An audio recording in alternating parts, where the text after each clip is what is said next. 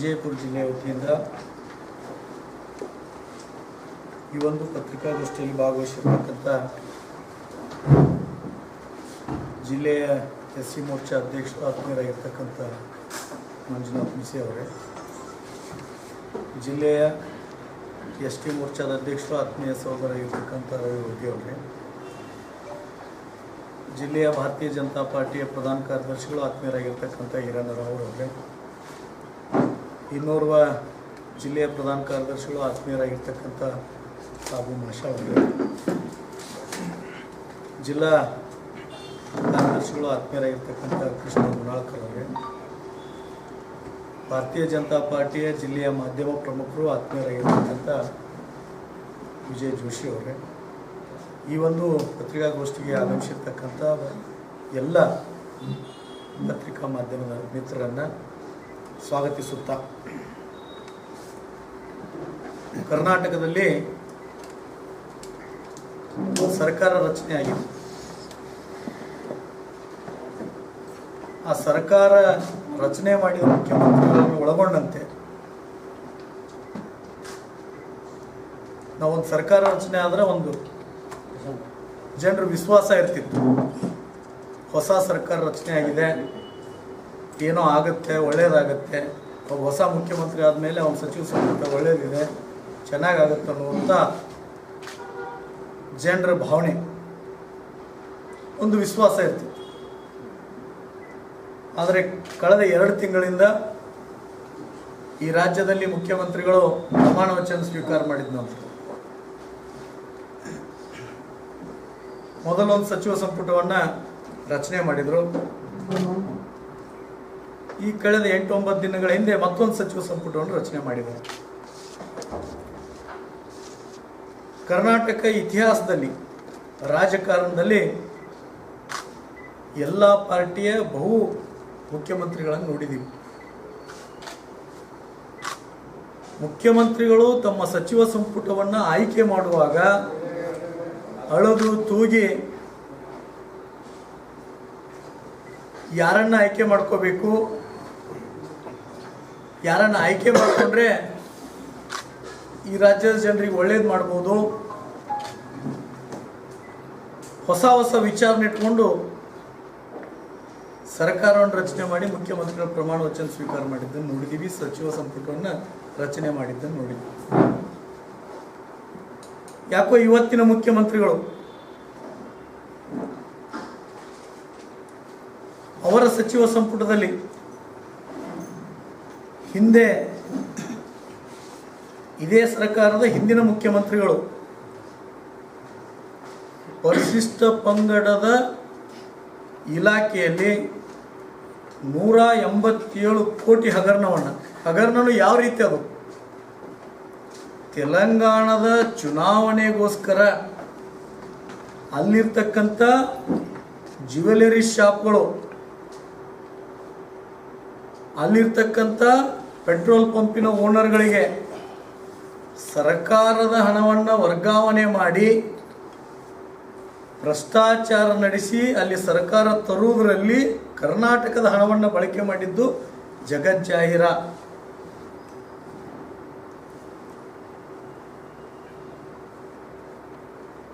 ರಾಷ್ಟ್ರೀಯ ಮಟ್ಟದಲ್ಲಿ ಎಲ್ಲ ಮೀಡಿಯಾದಲ್ಲಿ ಬಂದಿರತಕ್ಕಂಥದ್ದು ಆ ಬಿ ನಾಗೇಂದ್ರ ಅಂತಕ್ಕಂಥ ವ್ಯಕ್ತಿಯ ಮೇಲೆ ಇವತ್ತಿಗೂ ಇಡಿ ಕೇಸ್ ನಡೀತಾ ಇದೆ. ಅಂಥವರನ್ನ ಸಚಿವರಾಗಿ ಪ್ರಮಾಣ ವಚನ ಸ್ವೀಕಾರ ಮಾಡಿದ್ದಾರೆ. ಇನ್ನೊಬ್ರು ಜಮೀರ್ ಅಹ್ಮದ್ ಖಾನ್ ವಸತಿ ಸಚಿವರಿದ್ರವಾಗ ಅವರದೇ ಪಕ್ಷದ BR ಪಾಟೀಲ್ ಅಂತಕ್ಕಂಥ ಶಾಸಕರು ನೇರವಾಗಿ ವಿಡಿಯೋ ಮಾಡಿ ಮಾತಾಡಿರ್ತಕ್ಕಂಥದ್ದನ್ನು ತಾವೆಲ್ಲರೂ ಕಂಡಿದ್ದೀವಿ. ಅವರ ಭ್ರಷ್ಟಾಚಾರವನ್ನು ನೋಡಿದ್ದೀವಿ. ಇನ್ನೋರ್ವರು ರಾಷ್ಟ್ರೀಯ ಮಟ್ಟದಲ್ಲಿ ಈ ಇರ್ತಕ್ಕಂಥ ನರೇಂದ್ರ ಮೋದಿ ಅವರಿಗೆ BJPಗೆ ಬೈದರೆ ನನಗೆ ಸಚಿವ ಸ್ಥಾನ ಕೊಡ್ತಾರೆ ಅಂತೇಳಿ ವಿಚಾರವನ್ನು ಇಟ್ಟುಕೊಂಡು ಪ್ರತಿದಿನ ಮೀಡಿಯಾ ಮುಂದೆ ಬಂದು ಇಲ್ಲ ಸಲ್ಲದ ಆರೋಪಗಳನ್ನು ಮಾಡತಕ್ಕಂಥ ಕಾರ್ಮಿಕ ಇಲಾಖೆ ಸಂತೋಷ್ ಲಾಡ್ ಕಾರ್ಮಿಕ ಇಲಾಖೆಯಲ್ಲಿ ಏನು ಭ್ರಷ್ಟಾಚಾರ ನಡೆದಿದೆ ಅನ್ನೋದನ್ನು ಎಲ್ಲ ಜನರ ಜಾಹೀರಾಗಿದೆ, ಎಲ್ಲ ಜನರಿಗೆ ಗೊತ್ತಿರ್ತಕ್ಕಂಥ. ಏನು ಈ ರಾಜ್ಯದ ಮುಖ್ಯಮಂತ್ರಿಗಳು ಏನು ಮಾಡಕ್ಕೆ ಹೊರಟಿದ್ದೀರಿ? ಸಚಿವ ಸಂಪುಟದಲ್ಲಿ ಸಚಿವ ಸ್ಥಾನ ತಗೊಳ್ಳೋದಕ್ಕೆ ಹಿಂದಿನ ನಿಮ್ಮ ಸರ್ಕಾರದಲ್ಲಿ ಯಾರು ಹೆಚ್ಚು ಭ್ರಷ್ಟಾಚಾರ ಮಾಡಿ ಹಣವನ್ನು ಗಳಿಸಿದಾರೋ ಆ ಹಣವನ್ನು ಕೇಂದ್ರದ ನಿಮ್ಮ ಹೈಕಮಾಂಡಿಗೆ ಕೊಡೋದ್ರ ಮುಖಾಂತರ, ಕಾಂಗ್ರೆಸ್ಸಿನ ಹೈಕಮಾಂಡಿಗೆ ಕೊಡೋದ್ರ ಮುಖಾಂತರ ಸಚಿವ ಸ್ಥಾನವನ್ನು ಗಿಟ್ಟಿಸ್ಕೊಂಡಿದ್ದಾರ. ತಮ್ಮ ಮೇಲೆ ಇಡಿ ಕೇಸ್ ಇದ್ರೂ ಸಹಿತ ಎಷ್ಟು ಉಡಾಪೆಯಿಂದ ನಾಳೆ ಅವರಿಂದ ಒಬ್ಬ ಭ್ರಷ್ಟಾಚಾರಿ ಮಂತ್ರಿಯಿಂದ ಬಳ್ಳಾರಿಯಲ್ಲಿ ಧ್ವಜಾರೋಹಣ ಕಾರ್ಯಕ್ರಮವನ್ನು ಮಾಡ್ತಾ ಇದ್ದೀವಿ. ರಾಹುಲ್ ಗಾಂಧಿ ಅವರೇ, ನಿಮ್ಮ ಕೈಯಲ್ಲಿ ಸಂವಿಧಾನವನ್ನು ಹಿಡ್ಕೊಂಡು ತಿರುಗಾಡ್ತಾ ಇದ್ದೀರಾ. ಬಾಬಾ ಸಾಹೇಬ್ ಅಂಬೇಡ್ಕರ್ ಅವರಿಗೆ ನಾವು ಗೌರವ ಕೊಡ್ತೀವಿ ಅಂತ ಹೇಳ್ತಾ ಇದ್ದೀರಾ. ಬಾಬಾ ಸಾಹೇಬ್ ಅಂಬೇಡ್ಕರ್ ಅವರು ಕೊಟ್ಟಿರ್ತಕ್ಕಂಥ ಸಂವಿಧಾನದ ಅಡಿಯಲ್ಲಿ ನಡೀತಕ್ಕಂಥ ಸರ್ಕಾರದ ಸಚಿವರು 187 ಕೋಟಿ ಹಗರಣದಲ್ಲಿ ಭಾಗಿಯಾಗಿರ್ತಕ್ಕಂಥ ವ್ಯಕ್ತಿ. ಅವರನ್ನು ಸಚಿವ ಸಂಪುಟದಲ್ಲಿ ಸೇರಿಸ್ಕೊಳ್ಳೋಕೆ ನಿಮ್ಗೆ ಗೊತ್ತಾಗ್ಲಿಲ್ವಾ?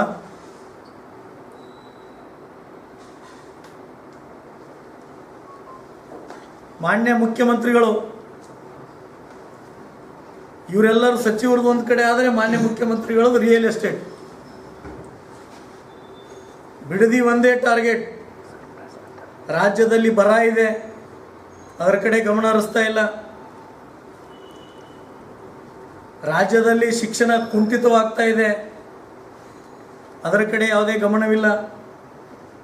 ರಾಜ್ಯದಲ್ಲಿರ್ತಕ್ಕಂಥ ಪ್ರತಿಯೊಬ್ಬ ಜನರ ವ್ಯವಸ್ಥೆ ಅಸ್ತವ್ಯಸ್ತತೆ ಆಗ್ತಾ ಇದೆ ಇವತ್ತು, ಜೀವನ ನಿರ್ವಹಣೆ, ಅದರ ಕಡೆ ಯಾವುದೇ ವಿಚಾರ ನೀಡದೇನೆ ಬಿಡದಿ ಬಗ್ಗೆ ಫೋಕಸ್. ಏನು ರಿಯಲ್ ಎಸ್ಟೇಟ್ ಸರ್ಕಾರನ ಇದು? ಭಾರತೀಯ ಜನತಾ ಪಾರ್ಟಿ ವಿಜಯಪುರ ಜಿಲ್ಲೆಯಿಂದ ನೇರವಾಗಿ ಮುಖ್ಯಮಂತ್ರಿಗಳಿಗೆ ನಿಮ್ಮ ಸಚಿವ ಸಂಪುಟದಲ್ಲಿ ಇರ್ತಕ್ಕಂಥ ಬಿ ನಾಗೇಂದ್ರ ಅವರ ರಾಜೀನಾಮೆ ಆಗಬೇಕು. ರಾಜೀನಾಮೆ ಆಗದೇ ಇದ್ರೆ ಸದನದ ಒಳಗಡೆ ವಿರೋಧ ಪಕ್ಷವಾಗಿ ಭಾರತೀಯ ಜನತಾ ಪಾರ್ಟಿ ಮತ್ತು JDS ಎರಡೂ ಒಳಗೊಂಡು ಉಗ್ರವಾದ ಹೋರಾಟವನ್ನು ನಮ್ಮ ವಿರೋಧ ಪಕ್ಷದ ನಾಯಕರು, ನಮ್ಮ ಶಾಸಕರು ಅಲ್ಲಿ ಕೈಗೊಳ್ತಾರೆ. ನೀವೇನಾದರೂ ಇವತ್ತು ಅವ್ರ ರಾಜೀನಾಮೆಯನ್ನು ತೋಳದೇ ಇದ್ರೆ ಇಡೀ ರಾಜ್ಯದಲ್ಲಿರ್ತಕ್ಕಂಥ ಪ್ರತಿಯೊಬ್ಬ ಜನರು ಸಹಿತ, ಪ್ರತಿಯೊಬ್ಬ ಮತದಾರರು ಸಹಿತ, ಭಾರತೀಯ ಜನತಾ ಪಾರ್ಟಿ ಎಲ್ಲ ಕಾರ್ಯಕರ್ತರು ಬೀದಿಗೆ ಇಳಿದು ಹೋರಾಟ ಮಾಡ್ತೀವಿ. ನಿಮಗೆ ಸರ್ಕಾರ ನಡೆಸೋದಕ್ಕೆ ಜನರು ಓಟ್ ಹಾಕಿರೋದು ಭ್ರಷ್ಟಾಚಾರ ಮಾಡಕ್ಕಲ್ಲ, ಭ್ರಷ್ಟಾಚಾರಿಗಳನ್ನ ಸಚಿವ ಸಂಪುಟದಲ್ಲಿ ಕರ್ಕೊಂಡು ಹಣ ಗಳಿಸೋದಕ್ಕಲ್ಲ. ರಾಜ್ಯದ ಜನ ಒಳ್ಳೇದು ಮಾಡ್ಲಿಕ್ಕೆ ಓಟ್ ಹಾಕಿದ್ದಾರೆ ನಿಮಗೆ. ಮಾನ್ಯ ಮುಖ್ಯಮಂತ್ರಿಗಳೇ, ತಾವು ಯಾವುದೋ ಒಂದು ಬರದಲ್ಲಿದ್ದೀರಾ. ಈ ರಾಜ್ಯದ ಜನ ಯಾರನ್ನು ಯಾವಾಗ ಇಳಿಸ್ಬೇಕು, ಏನು ಮಾಡಬೇಕು ಅನ್ನೋದು ಗೊತ್ತಿರ್ತಕ್ಕಂಥ ವ್ಯಕ್ತಿಗಳು. ಮತದಾರ ಈಗಾಗಲೇ ತಯಾರಿ ಮಾಡ್ತಾ ಇದ್ದಾರೆ. ನಮ್ಮ ಒತ್ತಾಯ ಇದೆ, ಭಾರತೀಯ ಜನತಾ ಪಾರ್ಟಿಯ ಒತ್ತಾಯ ಇದೆ. ನಾಗೇಂದ್ರ ಅವರ ರಾಜೀನಾಮೆಯನ್ನು ತೆಗೆದುಕೊಳ್ಬೇಕು. ತೆಗೆದುಕೊಳ್ಳದೇ ಇದ್ರೆ ಇಡೀ ರಾಜ್ಯದಲ್ಲಿ ನಿಮ್ಮ ಯಾವುದೇ ಶಾಸಕರು, ಸಚಿವರು ಯಾವುದೇ ಕಾರ್ಯಕ್ರಮದಲ್ಲಿ ಭಾಗವಹಿಸದ ರೀತಿಯಲ್ಲಿ ಭಾರತೀಯ ಜನತಾ ಪಾರ್ಟಿ ಹೋರಾಟ ಮಾಡುತ್ತೆ. ಅದಕ್ಕಾಗಿ ಭಾರತೀಯ ಜನತಾ ಪಾರ್ಟಿ ವಿನಂತಿ ಮಾಡ್ಕೋತೀವಿ, ಇವತ್ತೇ ಸಾಯಂಕಾಲದ ಒಳಗಾಗಿ ಯಾರು ಹಗರಣದಲ್ಲಿರ್ತಕ್ಕಂಥ ನಿಮ್ಮ ಸಚಿವರಿದ್ದಾರೆ, ಹಗರಣದಲ್ಲಿ ಭಾಗಿಯಾಗಿದ್ದಾರೆ, ಒಬ್ಬ ಸರ್ಕಾರಿ ಅಧಿಕಾರಿ ನೀವು ಮಾಡಿರ್ತಕ್ಕಂಥ ಭ್ರಷ್ಟಾಚಾರಕ್ಕೆ ಆತ್ಮಹತ್ಯೆ ಮಾಡಿಕೊಂಡಿದ್ದನ್ನು ನೀವು ನೋಡಿದ್ದೀರಿ, ರಾಜ್ಯದ ಜನ ನೋಡಿದೆ.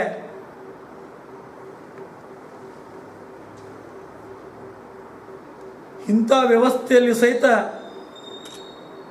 ಅಂಥ ವ್ಯಕ್ತಿಗಳನ್ನು ನೀವು ಸಚಿವ ಸಂಪುಟದಲ್ಲಿ ಸೇರಿಸ್ಕೋತೀರಂದರೆ ಈ ರಾಜ್ಯವನ್ನು ಯಾವ ವ್ಯವಸ್ಥೆ ಕತ್ತೊಂಡ್ಕೊಂಡು ಹೋಗ್ಬೇಕಂತ ವಿಚಾರ ಮಾಡಿದ್ದೀರಿ ನೀವು. ಅದಕ್ಕಾಗಿ ಭಾರತೀಯ ಜನತಾ ಪಾರ್ಟಿಯ ಇಡೀ ರಾಜ್ಯದ ಕಾರ್ಯಕರ್ತರು, ರಾಜ್ಯದ ಜನರು, ರಾಜ್ಯದ ಬಗ್ಗೆ ಚಿಂತನೆ ಮಾಡ್ತಕ್ಕಂಥ ಹಿರಿಯರು ನಿಶ್ಚಯ ಮಾಡಿದ್ದಾರೆ.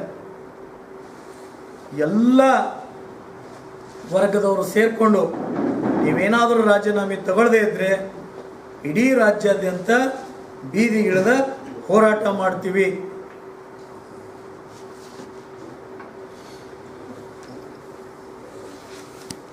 ಇನ್ನೊಮ್ಮೆ ಸ್ವಾಗತಿಸುತ್ತಾ ಎಲ್ಲ ಪತ್ರಿಕಾಗೋಷ್ಠಿಯಲ್ಲಿ ಉಪಸ್ಥಿತರಿರ್ತಕ್ಕಂಥ ಎಲ್ಲ ನಮ್ಮ ಪಕ್ಷದ ಮುಖಂಡರೆ, ಏನು 2023ರಲ್ಲಿ ಈ ರಾಜ್ಯದಲ್ಲಿ ಏನು ಕಾಂಗ್ರೆಸ್ ಸರ್ಕಾರ ಅಧಿಕಾರಕ್ಕೆ ಬಂದ ಮೇಲೆ ನಿರಂತರವಾಗಿ ಪರಿಶಿಷ್ಟ ಜಾತಿ ಮತ್ತು ಪರಿಶಿಷ್ಟ ಪಂಗಡ ಹಿಂದುಳಿದ ಸಮುದಾಯಗಳ ಮೇಲೆ ನಿರಂತರ ಏನಿವರು ಅನ್ಯಾಯ ಮಾಡುತ್ತಾ ಬಂದಿದ್ದಾರೆ. ಉದಾಹರಣೆಗಂದರೆ 2024, 25, 23, 24ರಲ್ಲಿ SCP TSP ಯೋಜನೆಯ ಸುಮಾರು 41,000ಕ್ಕಿಂತ ಅಧಿಕ ಹಣವನ್ನು ಇವರು ಬೇರೆ ಯೋಜನೆಗೆ ಡೈವರ್ಟ್ ಮಾಡಿದ್ದು ಆಗಿರ್ಬೋದು.